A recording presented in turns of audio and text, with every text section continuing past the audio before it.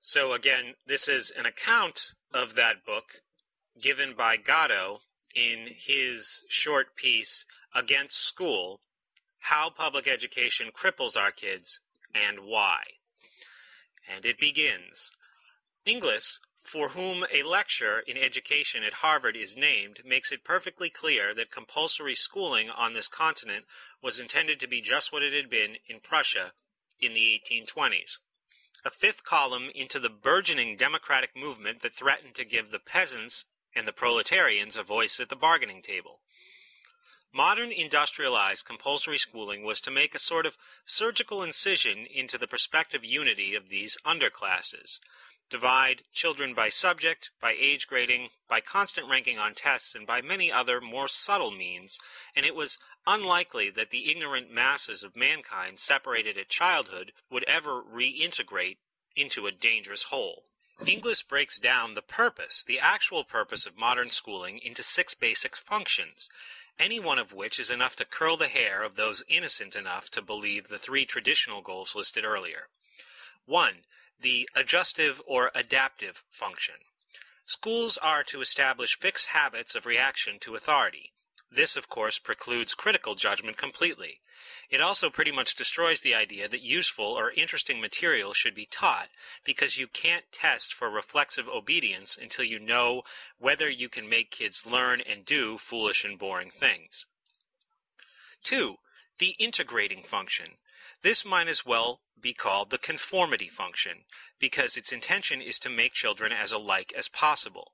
People who conform are predictable, and this is of great use to those who wish to harness and manipulate a large labor force. 3. The diagnostic and directive function. School is meant to determine each student's proper social role. This is done by logging evidence mathematically and anecdotally on a cumulative record. Now, for today, I want to stop right there. I do hope in the future to read this article by Gatto in its entirety, but that's basically what we covered today, conformity and compliance. Now, you might be saying, Brett, this is just what some guy said about some guy, so maybe Gatto is just some kind of angry kook. I'd want to see and hear what Inglis actually said in the book. Well, I've got great news. I have the book right here, so let me read you a passage.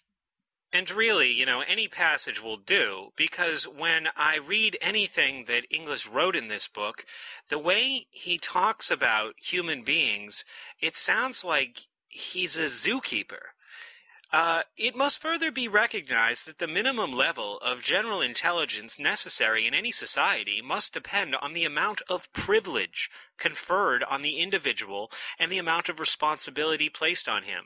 In a society where for the majority of individuals the great necessity is conformance to imposed demands, a much lower level of general intelligence is required than in a society where the individual must not only conform to social demands, but also must determine in part what those demands are.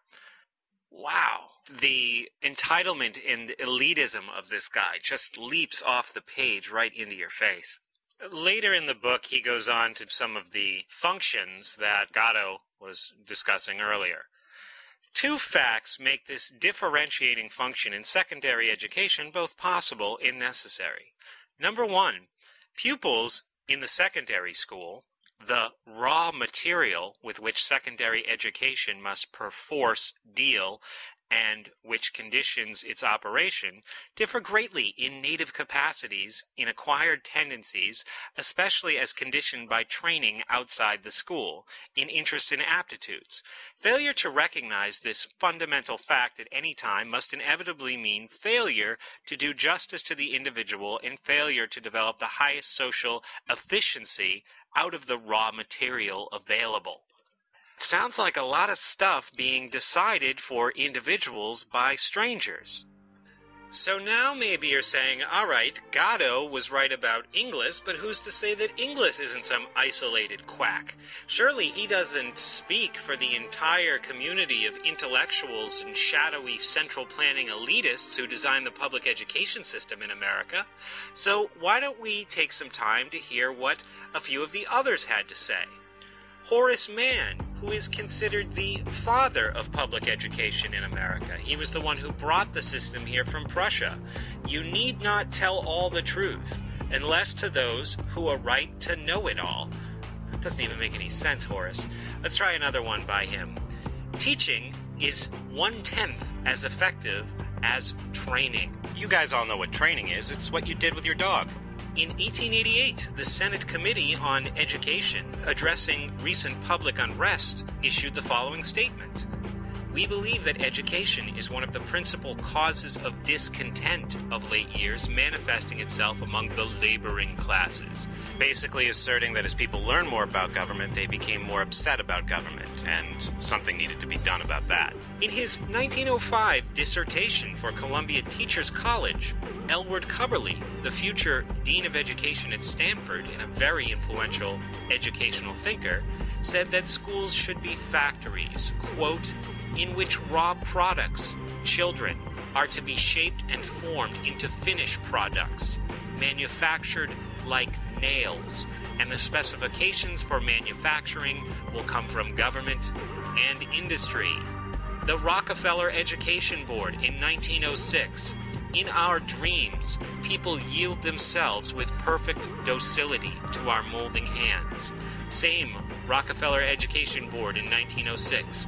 We shall not try to make these people or any of their children into philosophers or men of learning or men of science. We have not to raise up from among them authors, educators, poets, or men of letters. We shall not search for the embryo of great artists, painters, musicians, nor lawyers, doctors, preachers, politicians, statesmen, of whom we have ample supply. The task we set before ourselves is very simple. We will organize children and teach them to do in a perfect way the things that their fathers and mothers are doing in an imperfect way.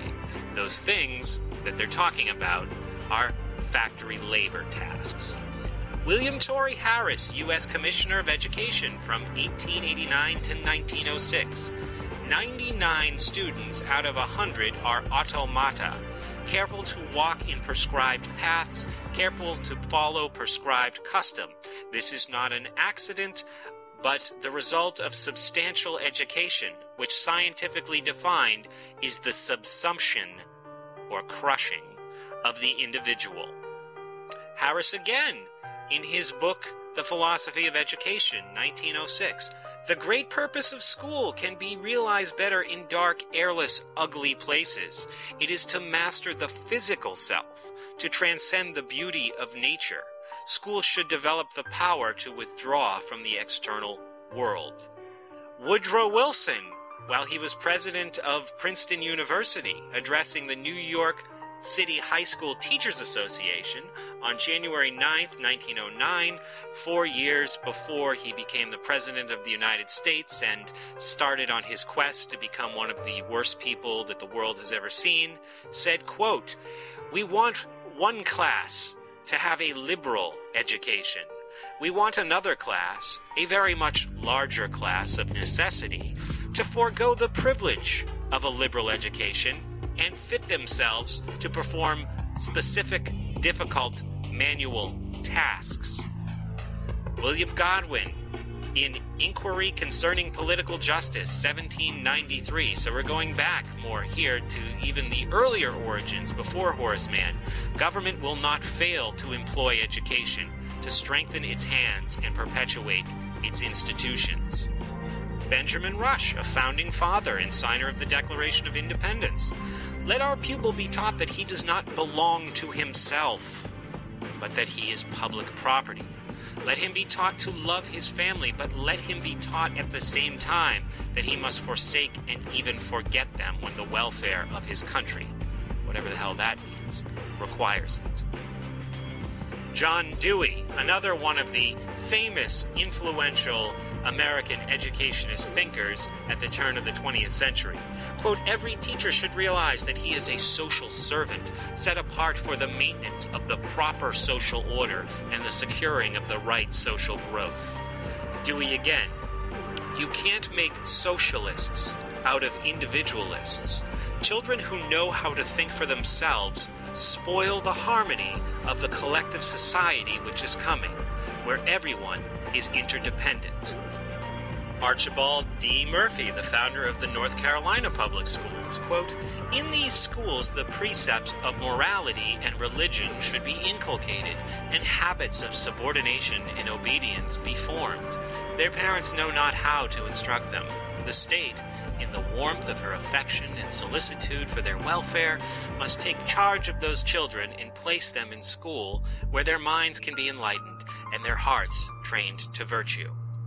And finally, this is an excerpt from an article on Project Education Renovation entitled "Crossing Education's Rubicon" with Horace Mann. The same views were expressed by a group of prominent merchants from Essex County in Massachusetts, hence called the Essex Men. Quote, "The people must be taught to confide in and reverence for their rulers," said Stephen Higginson. Jonathan Jackson wanted, quote, "habits of subordination to a government of elite which he believed all political power should be lodged. He viewed society as a, quote, family, unquote, in which the, quote, father, unquote, should firmly rule, with each citizen, quote, learning his proper place and keeping to it." Maybe I'll end with one of my favorite and perhaps one of the most telling quotes about the public school system that I've ever heard. It's by Horace Mann. Quote, "Jails and prisons are the complement of schools. So many less you have of the latter, so many more you must have of the former." And you know what, Horace? What's the difference?